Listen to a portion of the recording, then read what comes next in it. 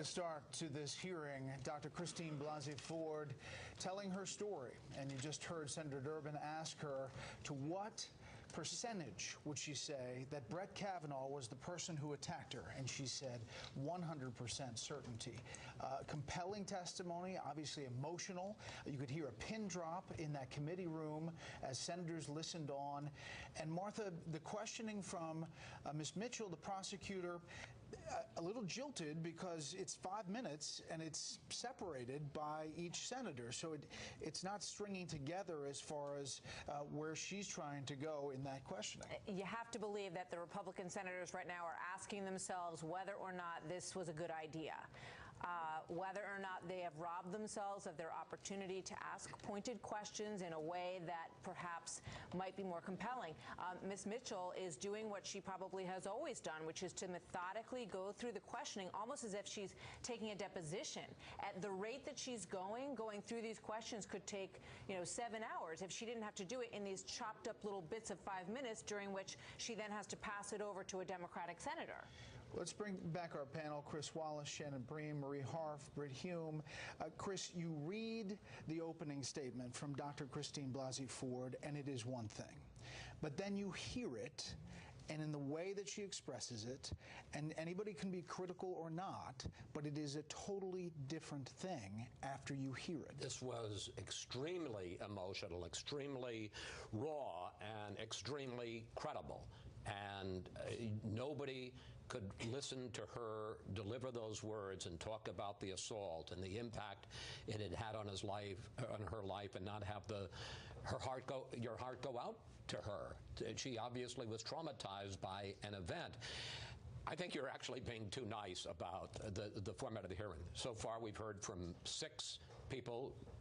Rachel Mitchell 3 times for 3 senators, 3 Democratic senators speaking for themselves. This is a disaster for the Republicans. You're exactly right. She is treating this like a deposition, like a court hearing. Read the statement, go, and as a result, we're now 15 minutes in. If there's one round of 11 senators, Republican senators, that's 55 minutes. She's basically almost a third done, and she hasn't gotten anything from this woman.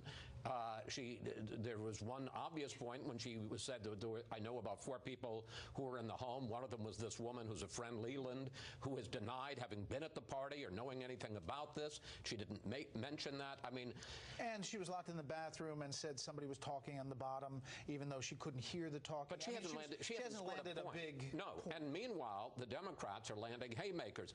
What do you remember most? I remember the laughter of the boys as they were laughing at my expense. To what degree of certainty, as you pointed out, do you know that it was Brett Kavanaugh? With 100% certainty. I remember this meeting at the Safeway with Mark Judge. There was a boy I'm not going to name at this country club who introduced us.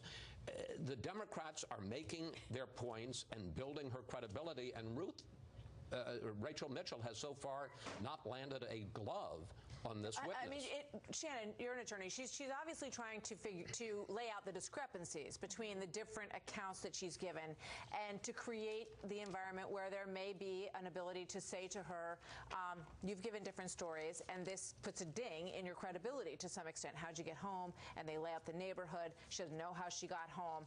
How effective is that, though? Yeah, it's really tricky because, like you said, whenever you're going into a deposition or into a courtroom, you have a very specific path you want to guide the witness on, whether it's a hostile or cooperative witness. You want to get them to a certain place. You have to create a narrative. You have to lay a foundation. She's trying to do all those things, but chopping this up by every 5 minutes. And then when she gets the 5-minute cut, she's then going to a very friendly audience who then can rehabilitate anything she said that is negative for her, and also gives her a break, gives her a chance to catch her breath. We'll have to see if Rachel Mitchell is establishing enough of a baseline that at some point she will be able to come back around, but time is running out. It's a difficult way to do this. We heard Democratic senators complaining that there would only be 5 minutes. Now it looks like that could be working to their advantage. I mean, I'm wondering if Lindsey Graham's back there saying, I'd like to trade for your 5 minutes because I want to get in there. Brett, you're shaking your head. Why? Look, this reminds me of every Senate hearing of this kind that I've ever covered, and including one in which I testified. This is how they do it. Let me just interrupt real quick. This is Brett Kavanaugh's house we're looking at live, expecting him to leave to head to Capitol Hill. Just want to keep you abreast of what you were looking at on the If we didn't have this, with this woman questioning the witness. What we would have is first one senator, then another. And if you think this is disjointed, think of what that would be like. I mean, basically what the Democratic senators have done is praise the witness, right? Praise the witness and then say, "You're really sure?" "Yes, really sure." So I'm not sure that they would have to have an entirely different process than every other Senate hearing I've ever attended or covered or been involved in, and then you would have had the specter of old white guys in hostile questioning of this very sympathetic witness. So I'm not sure that the alternative you have, where you treat it like a courtroom where one side puts on its case fully and then the other, it doesn't work that way, and it never has. And let's just stipulate, as we wait to see Brett Kavanaugh leave his home, we haven't heard from him. He is going to have the opportunity to adamantly, as he has been, say this was not him. He did not sexually assault anyone. He couldn't be more straightforward in the statements that he's already made under threat of felony and perjury under oath.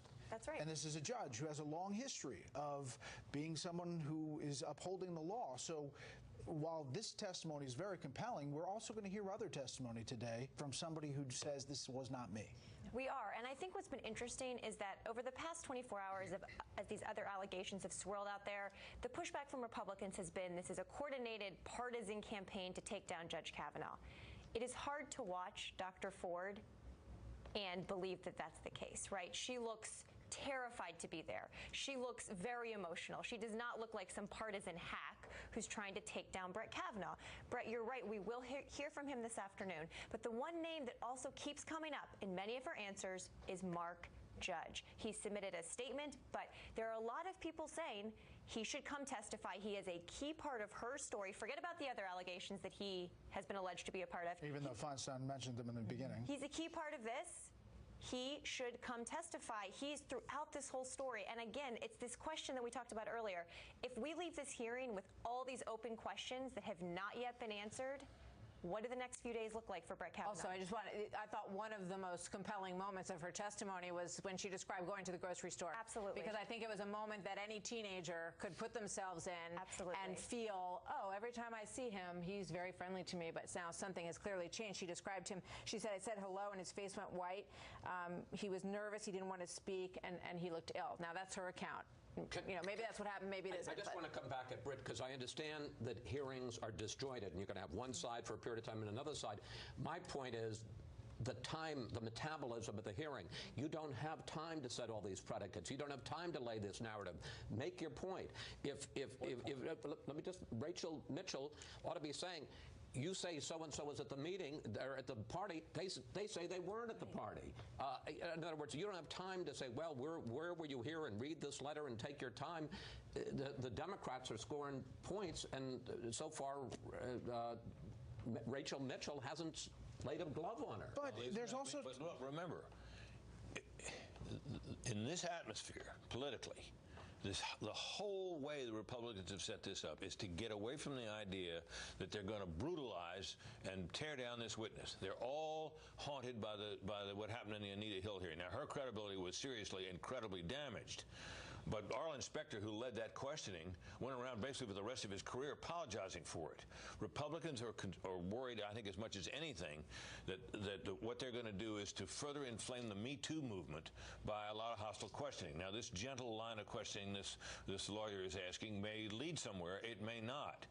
But the question you have to ask yourself as a political matter is, if they were coming at her hot and hard, I'm not talking about hot and hard. How about saying there were 4 other people that you talk about at this party, and none of them remember what you said? She may be getting there. This may be the slow rollout. But it's 3 senators. She's got 8 more 5-minute segments to go, and she could be laying that predicate. We are going to take a quick break here while we can, as this break in the Senate Judiciary Committee hearing happens.